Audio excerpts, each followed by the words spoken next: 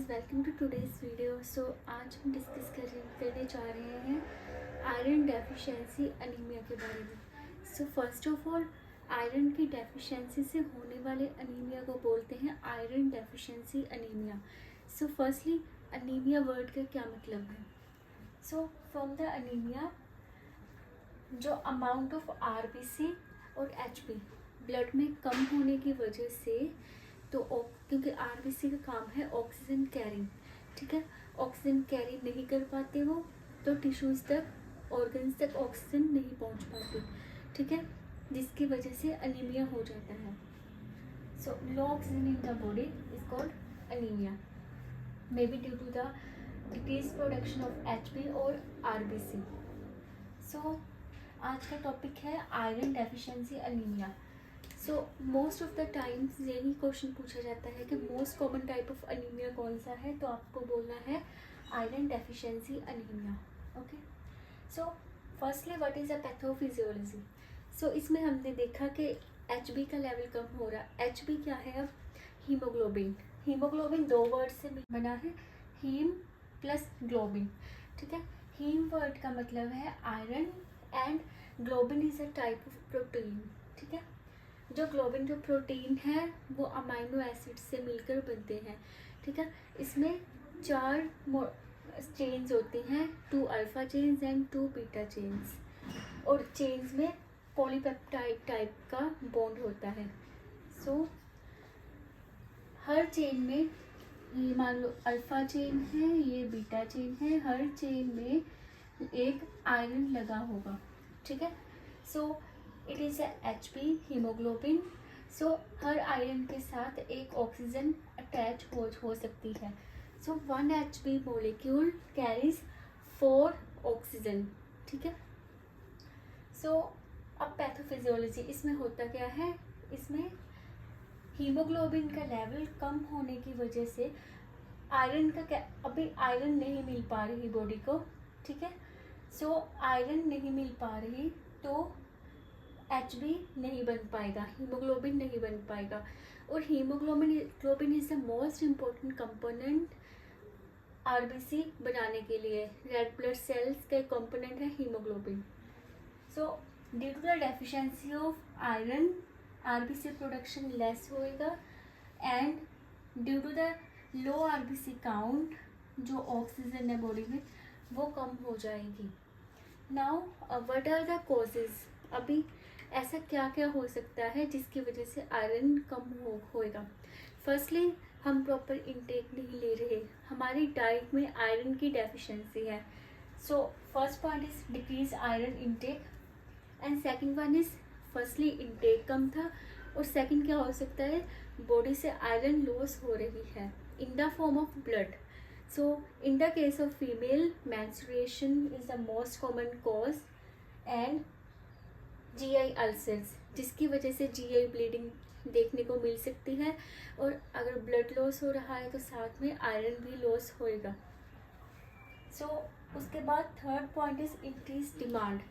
ऐसे बॉडी की कंडीशंस जहाँ पे आयरन की डिमांड नॉर्मल से ज़्यादा हो जाती है, like in case of pregnancy, lactation, and जब ग्रोथ हो रही होती है उस टाइम पे।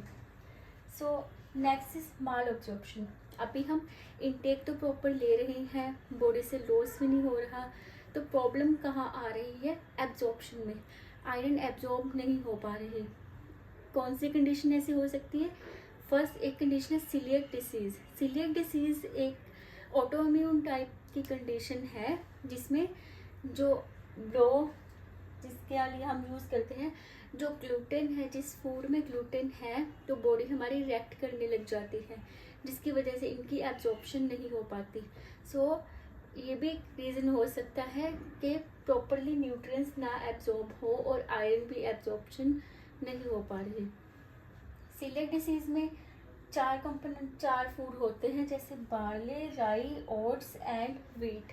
इनमें सभी में ग्लूटेन होती है, तो हमें पेशेंट को ऐसी डाइट देनी पड़ सकती है जिसमें ये ग्लूटेन ना हो। सो ये हम रिस्ट्रिक्ट करते हैं in case of celiac disease.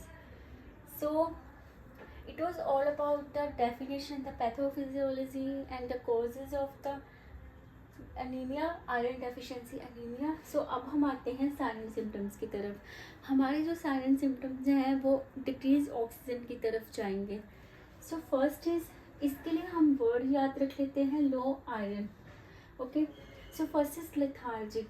Due to the deficiency of oxygen patient lethargic feel करेगा, उसके टिश्यूज़ को प्रॉपरली ऑक्सीजन नहीं मिल पा रही।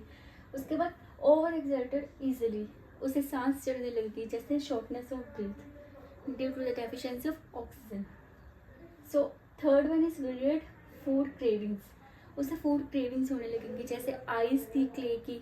अब what is the reason behind it? तो उसको आयरन नहीं मिल पा रही, तो इसे कंपनसेट करने के लिए वो कुछ ऐसे फूड ट्राई करता है, जैसे आयरन में स्पेसिफिक आइस की क्रेविंग होती है पेशेंट को, बिकॉज वो मिनरल्स ड्राइव करने की कोशिश करता है कि मुझे इससे मिनरल्स मिल पाए। सो इस केस में आयरन क्ले की क्रेविंग होती है। डब्ल्यू से वाइट फेस, मतलब पेशेंट पेल दिखने लग जाएगा। So next is I. I means inflammation of tongue, जिसमें ग्लोसाइटिस वगैरह आ जाएगा। उसके बाद increase heart rate due to the deficiency of oxygen, जो हार्ट कंपनसेट करने की ट्राई करता है, तो वो ज़्यादा से ज़्यादा ब्लड पंप करने की ट्राई करता है और हार्ट रेट इंक्रीज हो जाती है। आर से reduced HB level due to the deficiency of iron. So next one is also observe changes in the RBC with blood smear test. Blood smear test is a type of diagnostic test जो हम iron deficiency anaemia में भी करते हैं और pernicious anaemia में भी हमने देखा था। सो इसमें जो नॉर्मल RBC के कंपैरिजन में जो आयरन डेफिशिएंसी वाले HB जो RBC है वो हाइपोक्रोमिक, क्रोमिक मतलब जो उसका कलर है वो फेड होना, और माइक्रोसाइटिक मतलब छोटे सेल्स, आरबीसी छोटे दिखने लग जाएंगे, माइक्रोसाइटिक एंड हाइपोक्रोमिक मतलब pale. Okay, so next is the nail changes. अब जो नेल्स हैं उसमें एक कंडीशन देखने को मिलती है, क्वेलोनाइकियासिस। ओके, सो इसमें जो नेल्स है वो स्पून शेप्ड हो जाएंगे, फ्रेजाइल हो जाएंगे and brittle. So next N से ही न्यूरो चेंजेस, न्यूरो में पेशेंट कंफ्यूज दिखने लग जाएगा। ठीक है, so it was all about the silent symptoms which was due to the deficiency of oxygen. So next is physical appearance. अभी patient देखने में कैसे दिखेगा? पेल स्किन होएगी उसकी। नेक्स्ट इज, और म्यूकस मेम्ब्रेन भी पेल होएगी। नेक्स्ट इज एंकुलर चिलाइटिस, एक ये कंडीशन देखने को मिल सकती है जिसमें क्रैक्स आ जाएंगे at the corner of mouth. So it was all about the silent symptoms and the physical appearance of the patient, कि आप कैसे डायग्नोज कर सकते हो कि पेशेंट को ये कंडीशन हो सकती है। सो इसके बाद कुछ डायग्नोस्टिक टेस्ट आ जाते हैं, इसमें हम देख सकते हैं। First one is CBC, complete blood count. इसमें RBC, HB, HCT का लेवल से हम जज कर सकते हैं, डायग्नोज कर सकते हैं। एक डाउट हो जाएगा कि हाँ भी आयरन डेफिशिएंसी की कंडीशन हो सकती है पेशेंट को। Next is blood smear, peripheral blood smear देखते हैं, जिसमें जो सेल्स हैं वो हाइपोक्रोमिक एंड माइक्रोसाइटिक दिखने लग जाएंगे RBC। Next is iron studies. Iron studies जो स्पेसिफिक टेस्ट है जो आयरन के लिए है। सो इसमें व्हाट इज फेरिटिन? फेरिटिन जो हमारी बॉडी में स्टोर्ड आयरन होता है वो फेरिटिन की फॉर्म में होता है। सो सीरम में जो फेरिटिन का लेवल है वो कम होने लग जाएगा। Decrease serum ferritin, decrease serum iron, because iron की डेफिशिएंसी है, आयरन डिप्लीट हो रहा है। And third one is increase TIBC। अभी सब कुछ डिक्रीज है लेकिन एलिवेट क्या हुआ है? TIBC, total iron binding capacity. So इसमें क्या होता है, जो ट्रांसफेरिन नाम की एक प्रोटीन होती है जो हमारे बॉडी में पाई जाती है, ये आयरन को कैरी करती है, आयरन से बाइंड हो जाती है। So because due to the deficiency of iron, iron नहीं है, सो ट्रांसफेरिन कंपनसेट करती है और अपना लेवल इंक्रीज कर लेती है, जिसकी वजह से ट्रांसफेरिन में जो आयरन जो बाउंडिंग जो साइट है वो फ्री रहती है और ट्रांसफेरिन का लेवल ब्लड में राइज हो जाता है। So this is increase TIBC। Next is stool occult test. So इसमें भी हम एक डायग्नोज बना सकते हैं अगर पेशेंट को GI ब्लीडिंग है। सो स्टूल में अगर ब्लड पाया जाता है तो हम डायग्नोज कर सकते हैं कि it may be the cause कि जिसकी वजह से आयरन डेफिशिएंसी एनीमिया हो रहा है पेशेंट को। सो ये हमें एटलीस्ट 3 डेज़ के लिए लेना पड़ता है इसका सैंपल। हम एक बार से इसका डायग्नोज नहीं कंफर्म कर सकते। सो इसके अलावा हम GI ब्लीडिंग देखने के लिए और भी टेस्ट कर सकते हैं, जैसे endoscopy, colonoscopy for unexplained blood loss. So it was all about the diagnosis कि how we can diagnose the condition and the causes related. So now come to the nursing interventions and the medical management of the iron deficiency anemia. So first of all, किसी भी disease condition में हमें सबसे पहले क्या करना होता है? असेसमेंट। नर्सिंग असेसमेंट में हमें first point is history taking. History taking में हम पेशेंट से पूछेंगे कि वो कौन सी डाइट फॉलो कर रहा है, उसका डाइट प्लान क्या है, इलनेस, उससे मेंस्ट्रुअल पैटर्न उसका क्या है, एंड GI इशू, उससे कोई GI की कोई कंडीशन तो नहीं है, ठीक है, जिसकी वजह से ब्लड लॉस हो रहा है और अनीमिया कोज हो रहा है, ठीक है। So next one is physical science. Physical science में हम देखते हैं कि पेशेंट को फैटिग तो नहीं आ रही है, उसका पेल लेवल, उसकी फिजिकल अपीयरेंस कैसी है, glossitis, beetle needs, which are the sign and symptoms of the IDA। Okay, so उसके बाद हम डायग्नोस्टिक्स देखते हैं, उसकी लैब वैल्यूज, उसका HB, HCT, ferritin level, TIBC, iron and blood smear, जिससे हमें पता लगता है कि patient is suffering from iron deficiency anaemia. Okay, so उसके बाद हम आते हैं इसकी नर्सिंग इंटरवेंशंस की तरफ कि हमें क्या क्या नर्सिंग इंटरवेंशंस देनी है एज अ नर्स।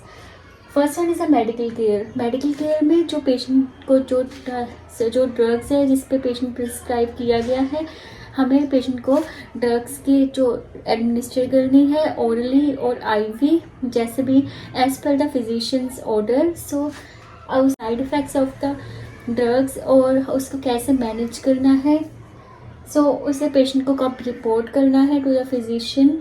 सो उसके बाद हमें पेशेंट की डाइटरी मैनेजमेंट करनी है, उसको बोलना है कि आयरन की जब आप टैबलेट लो तो ऐसे फूड नहीं लेने जिसकी वजह से जो आयरन की एब्जॉर्प्शन है वो कम हो, जैसे कि इनको टी, कॉफ़ी या मील के साथ लेते हैं तो आयरन की एब्जॉर्प्शन कम होती है, ठीक है। जो तो हमें पेशेंट को एजुकेट करना है कि उसे इनहिबिटर्स के साथ नहीं लेना आयरन की ड्रग को। उसके बाद मॉनिटर द प्रोग्रेस। हम कैसे मॉनिटर कर सकते हैं? उसके लैब रिजल्ट से कि साइलेंट सिम्टम्स इम्प्रूव हो रहे हैं या नहीं हो रहे। सो next one is educate the patient. Now education में हम क्या करना है, हमें क्या करना है, फर्स्ट पहले हम देख लेते हैं कि what are the medical management. Medical management में पेशेंट आयरन सप्लीमेंटेशन हो सकती है उसकी। आयरन सप्लीमेंटेशन में ओरल आयरन थेरेपी, जिसमें ड्रग्स आती है ferrous sulphate and ferrous gluconate. उसके बाद हम जब ये ड्रग्स है जब एडमिनिस्टर करते हैं तो पेशेंट को बोलना है कि उसे एम्प्टी स्टमक लेनी है, ठीक है, खाने से 1 घंटा पहले और खाने के 2 घंटा बाद, क्योंकि इसकी जो दूसरे फूड है इसकी एब्जॉर्प्शन के साथ इंटरफेयर कर सकते हैं और मे बी इसकी एब्जॉर्प्शन प्रॉपर ना हो। तो पेशेंट को बोलना है always take the iron tablet empty stomach. और उसके बाद अगर पेशेंट ओरल आयरन थेरेपी पे है तो पेशेंट को बोलना है कि calcium, antacids and dairy products, इनके साथ कभी भी आयरन की टैबलेट को नहीं लेना, क्योंकि ये इंटरफेयर करते हैं with the absorption of the iron, ठीक है, प्रॉपर्ली एब्जॉर्ब नहीं हो पाता तो फिर इसके सिम्टम्स नहीं इम्प्रूव होते। ओके, सो उसके बाद इसके साथ साइड इफेक्ट देखने को मिल सकते हैं nausea and constipation. And parenteral iron therapy में जैसे कि IV आयरन आता है, अगर ओरली आयरन इफेक्टिव नहीं हो रहा तो हमें पेशेंट को पेरेंट्रल आयरन पे ले सकते हैं, जैसे कि आयरन सुक्रोज से IV जाता है। और इसमें इसका जो मोस्ट कॉमन जो देखने को मिल सकता है हाइपोटेंशन एंड एनाफिलेक्टिक रिएक्शन। इसलिए जब भी आयरन का जब हम इंजेक्शन देते हैं तो उससे पहले टेस्ट डोज की जाती है, मतलब कि थोड़ा सा जो ड्रग है वो पेशेंट के इंट्राडर्मली इंजेक्ट कर कर देखा जाता है और पेशेंट को बोलते हैं अगर आपको फ्लशिंग या टिंगलिंग सेंसेशन कुछ भी ऐसा ऑकवर्ड फील हो रहा है तो हमें बताना है। तो हम क्यों करते हैं ये कि हम देखते हैं, टेस्ट डोज देते हैं हमें देखने के लिए कि पेशेंट की बॉडी इसको टॉलरेट कर रही है या नहीं। तो इससे पता लगता है कि एनाफिलैक्सिस रिएक्शन होगा नहीं होगा। So it may be inevitable, but हम एक बार ही टेस्ट डोज देके ये कंफर्म कर सकते हैं कि पेशेंट एलर्जिक है या नहीं है किसी भी ड्रग से। ये आयरन के केस में नहीं, ये सारी एंटीबायोटिक्स के केस में भी होता है। So you must know it. So इसके बाद कुछ पॉइंट है जो एंथ्रिक्स एंड यूवल पॉइंट ऑफ व्यू से बहुत ज़्यादा इंपॉर्टेंट है। So first point is are कि आयरन के जो सप्लीमेंट्स और विटामिन सी के साथ लेने से जो सिनर्जिक इफेक्ट देखने को मिल रहा है।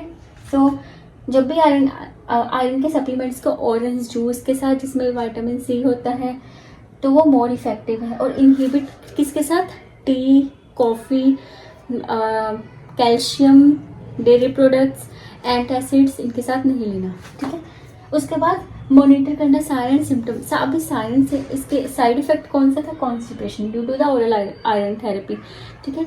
सो कॉन्स्टिपेशन को प्रिवेंट करने के लिए पेशेंट को बोलना है कि उसने हाई फाइबर डाइट लेनी है और हाइड्रेशन को मेंटेन रखना है, मतलब ज़्यादा से ज़्यादा फ्लूइड लेना है, कंज्यूम करना है, ठीक है। उसके बाद एडमिनिस्टर करना आयरन डेक्स्ट्रन। जब आयरन डेक्स्ट्रन हम देते, ऐसा इंजेक्शन है जो जेट्रेक मेथड से दिया जाता है। So it is a type of IM injection, ठीक है, जो हम जेट्रेक मेथड से देते हैं तो ताकि जो स्ट्रेन ना हो और जो आयरन की ड्रग है वो धीरे धीरे एब्जॉर्ब हो टिश्यू में, क्योंकि ये बहुत ज़्यादा इरिटेट करती है। इसे हम डायरेक्टली अगर IM जो नॉर्मल टेक्निक से देते हैं तो ये पेशेंट को बहुत ज़्यादा इरिटेट करेंगे, इसलिए हम जेट्रेक मेथड यूज़ करते हैं यहाँ पर। सो इसके बाद प्रायोरिटाइज करना, अगर आपके पास कोई भी सीवियर अनीमिया वाला पेशेंट आता है तो इसके ऑक्सीजनेशन को अपने प्रायोरिटी पे रखना है, ठीक है। So next one is recognise करना silent symptom of the iron toxicity. Patient को बताना है कि आयरन, अगर आप आयरन की टैबलेट्स ज़्यादा लेते जाओगे तो आयरन की टॉक्सिसिटी भी हो सकती है, ठीक है, जिसकी वजह से आयरन है जो कभी कभी हमारे ऑर्गन्स में डिपॉजिट होना स्टार्ट कर जाता है और ये इसके ऑपोजिट सिम्टम्स दिखाई देने लगते हैं। अब जनरल सिम्टम आयरन ओवरलोड और आयरन टॉक्सिसिटी। सो उसके बाद side effect of iron therapy. IV iron therapy देते हैं, उसका जो साइड इफेक्ट है वो हाइपोटेंशन। अभी हाइपोटेंशन क्यों होता है? सो फर्स्ट पॉइंट इज, जब भी आयरन की थेरेपी हम देते हैं तो हिस्टामिन रिलीज होते हैं और हिस्टामिन का एक्शन है ब्लड वेसल्स को डायलेट करना। सो वेसो डायलेशन होने की वजह से जो ब्लड का फ्लो है वो कम हो जाएगा, जिसकी वजह से पेशेंट को हाइपोटेंशन होने को मिल सकती है। इसके बाद अगर हम रैपिडली इन्फ्यूज़न दे देंगे आयरन का, मतलब बहुत ज़्यादा इन्फ्यूज़ कर देंगे आयरन, बहुत ज़्यादा बोलस अमाउंट में। सो बेसिकली हम इसे स्लो रखते हैं, इन्फ्यूज़न रेट है जो इसका, लेकिन अगर हम रैपिड इन्फ्यूज़ कर देंगे तो पेशेंट को हाइपरटेंशन देखने को मिल सकता है। और इसके अलावा है हाइपर सेंसिटिविटी रिएक्शंस। सो हाइपर सेंसिटिविटी रिएक्शंस को प्रिवेंट करने के लिए हम जो हम टेस्ट वगैरह देकर इसके टेस्ट कर सकते हैं। अगर हाइपर सेंसिटिविटी रिएक्शंस हो रही हैं तो अब इसे हम एंटीहिस्टामिन या कॉर्टिकोस्टेरॉइड से प्री मेडिकेट भी कर सकते हैं इसको प्रिवेंट करने के लिए। So to prevent all of the symptoms हम क्या कर सकते हैं? Slow infusion, second one is premedication with antihistamine and corticosteroids, third one is close monitoring of the BP. So last one is have epinephrine and emergency resuscitation ready अगर कोई भी हमें symptoms देखने को मिल सका इन दोनों में से, ठीक है। So it was all about the nursing interventions and medical management of the iron deficiency anemia. So if you have any doubt, please leave in the comment section.